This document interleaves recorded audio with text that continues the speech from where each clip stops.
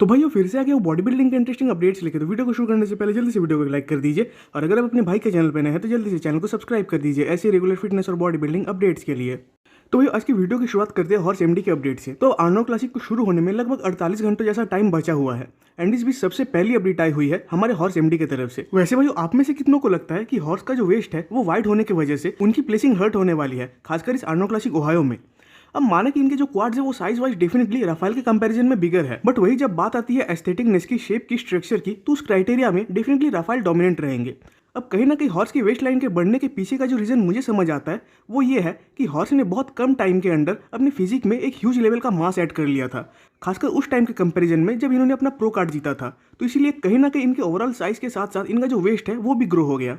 Even horse जब past में classic physique division में compete किया करते थे तो तब भी ये वाइड वेस्ट वाला इशू तो इनके साथ था ही, बट उस वक्त हॉर्स जिस तरीके से पोजिंग करते थे तो उस पोजिंग से इनके जो फ्लॉज है वो काफ़ी हद तक स्टेज पे हाइड हो जाते थे। और सिर्फ हॉर्स ही नहीं बल्कि ऐसे काफ़ी बॉडी बिल्डर्स हैं जिन्होंने अपने ऑफ सीजन में मास ऐड करने के चक्कर में अपने वेस्ट के साइज को बढ़ा लिया है, जिसमें से एक रिनाउंस्ड बॉडी बिल्डर तो व्लाद सोहरुस्को है। तो अगेन मैंने पहले भी कहा कि हॉर्स ऑन स्टेज अपने फ्लॉस को काफ़ी बढ़िया तरीके से हाइड कर लेते हैं। इवन इनके जो प्रोपोर्शंस है उसकी वजह से काफ़ी बढ़िया इल्यूशन भी क्रिएट होता है। और इवन करंट में तो हॉर्स काफ़ी ज़्यादा कंडीशन और डिटेल फिजिक को कैरी भी कर रहे हैं। तो देखते हैं कि ओहायो शो में ये कैसे फिजिक के साथ आते हैं।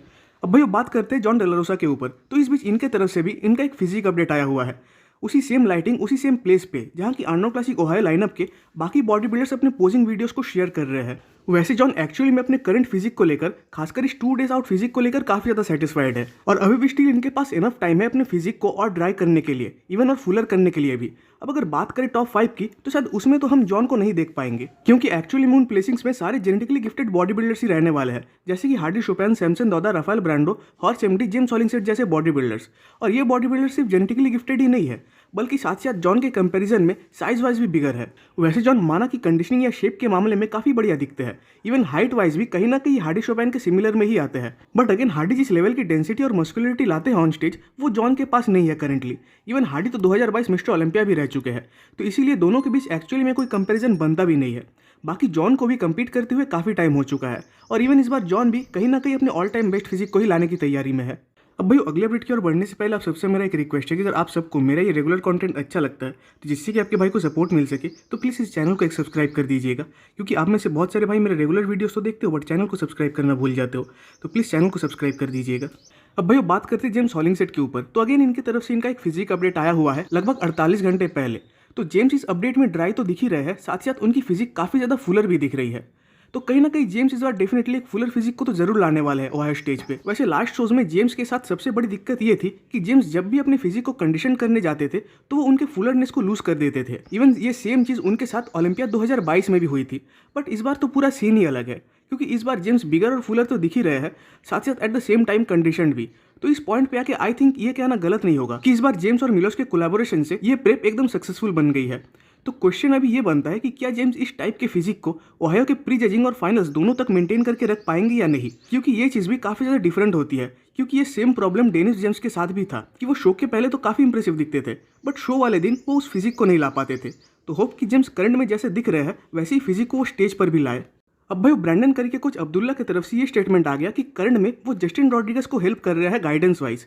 इवन उनका ये भी कहना है कि जस्टिन इस बार पोटेंशियल रखते हैं ओहायो में टॉप 3 के अंडर प्लेस होने का। अब अगर जस्टिन के इस अपडेट को देखें तो यहाँ जस्टिन बाकी बॉडी बिल्डर्स जैसे उतने ज़्यादा इंप्रेसिव तो नहीं दिख रहे, बट शायद हो सकता है कि इस मोमेंट में जस्टिन एक्चुअली में काफ़ी ज़्यादा लो कास्ट पे चल रहे होंगे। इवन जस्टिन तो हमेशा शो के कुछ घंटे पहले ही ज़्यादा इंप्रूवमेंट्स करके दिखाते हैं।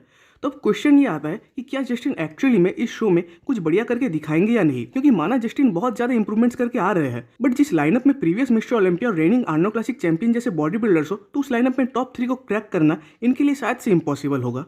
अब भाई फाइनली जाके अर्श कलेसिंस्की की तरफ से एक फिजिक अपडेट हमें देखने मिल ही गया। वैसे अर्श का तो कहना है कि कर्ण में वो अपने मोस्ट शेडेड फिजिक को कैरी कर रहे हैं। इवन एक्चुअली में अर्श इस अपडेट में काफ़ी ज़्यादा इंप्रेसिव दिख भी रहे हैं और आने वाले 2 दिनों में डेफिनेटली अर्श और भी ज़्यादा इंप्रूव होंगे, खासकर ड्राई आउट होने के प्रोसेस में और कार्ब्स लोडिंग के प्रोसेस में। तो अब क्वेश्चन ये आता है कि क्या इस कंडीशनिंग के बावजूद अर्श रेमंड डिनो जैसे बॉडी बिल्डर को बीट कर पाएंगे, क्योंकि लास्ट 2 सालों से तो अर्श उस चीज़ को कर नहीं पाए। अब ये चीज़ पॉसिबल एक ही सिनेरियो में हो सकती है, जब रेमन इस शो में अपने 100% पोटेंशियल के साथ नहीं आते, एंड डेफिनेटली रेमन उस चीज़ को तो नहीं करने वाले। खासकर रेमन करंट में जैसे डेथ फेस को कैरी कर रहे हैं और जैसे सुपर थिन स्किन को कैरी कर रहे हैं, तो उससे एक बात तो साफ है कि रेमन ऑफ तो नहीं आने वाले। इवन इस लो कार्ब डाइट में रहने के बावजूद रेमन स्टिल काफ़ी ह्यूज दिख रहे हैं।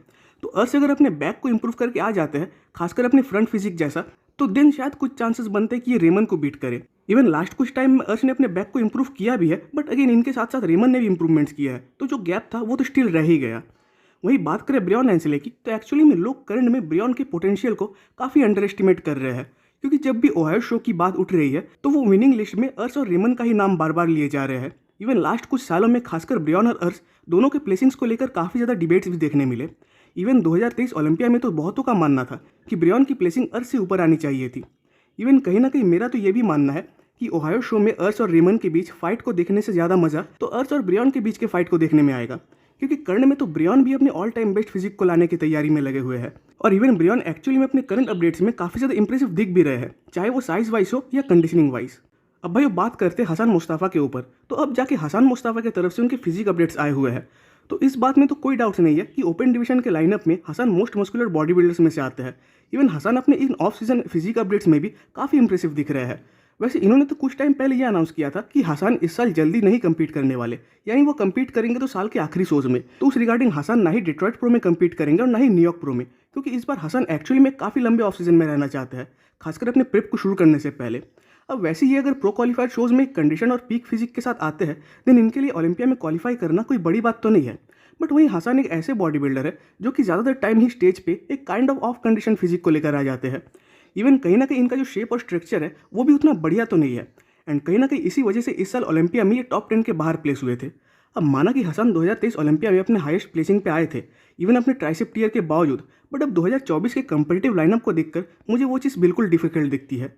अब भाई बात करते हैं माइकल क्रिजो के ऊपर, तो माना कि इन्होंने अपने ऑफ सीजन को बस कुछ दिन पहले स्टार्ट किया है, बट इसके बावजूद क्रिजो काफ़ी ज़्यादा मैसिव दिख रहा है। वैसे इनका लास्ट शो था प्राग प्रो, एंड उसके बाद तो ये जापान प्रो में भी शायद से कम्पीट करने वाले थे, बट कुछ इशूज़ की वजह से वो हो नहीं पाया। इवन मेरे अकॉर्डिंग तो अगर क्रिजो शो में कम्पीट करते तो वो शो को जीत भी जाते, और तब तो वो ओलंपिया में अभी तक क्वालिफाई भी हो जाते।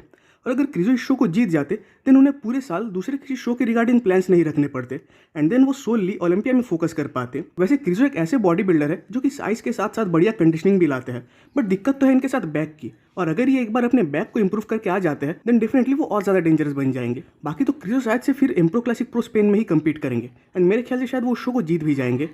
अब भाई उसके लास्ट अपडेट में बात करते हैं लोगन फ्रैंकलिन के ऊपर, तो अब इनका ये अनाउंसमेंट आ चुका है कि ये इस साल ओलंपिया से पहले अगेन किसी शो में कम्पीट करने वाले हैं। अब ये क्वालिफिकेशन के लिए तो नहीं कम्पीट करने वाले, क्योंकि वो ऑलरेडी इन्होंने शॉन रे क्लासिक को जीत कर ले लिया है, और उसके बाद से लोगन अपने फिजिक को एक अलग ही वे में इंप्रूव करने में लगे हुए हैं। अब अगर सब कुछ सही रहा तो लोगन तब फाइनली 4 साल बाद फिर से ओलंपिया स्टेज पे दिखेंगे, क्योंकि एक्चुअली में ओलंपिया में तो कम्पीट कर भी चुके हैं 2020 में। हालांकि ये उनका पहला ओलंपिया था, इवन वहाँ उनकी प्लेसिंग भी 9th आई थी। इवन बीच के किसी ईयर्स में वो फिर से ओलंपिया में क्वालिफाइड भी थे, बट शो के अगले दिन इनका अनाउंसमेंट आया था कि ये कम्पीट नहीं करेंगे अपने कुछ हेल्थ इशूज़ की वजह से। तो देखने वाली बात तो ये होगी कि लोगन करंट के top classic physique body builders को कैसे टक्कर देते हैं, क्योंकि एक बात तो कोई इग्नोर नहीं कर सकता कि उस टाइम से अभी तक क्लासिक फिजिक डिवीजन का जो कंपटीशन है वो काफ़ी ज़्यादा इंक्रीज हो चुका है। तो भाई आज की वीडियो पर खत्म होती है। कमेंट्स में जरूर बताइएगा कि आपको वीडियो कैसा लगा। वीडियो अच्छी लगी तो वीडियो को लाइक कर दीजिए, और नेक्स्ट वीडियो के अपडेट सबसे पहले पाने के लिए चैनल को सब्सक्राइब कर दे और बेल आइकन को प्रेस कर दे।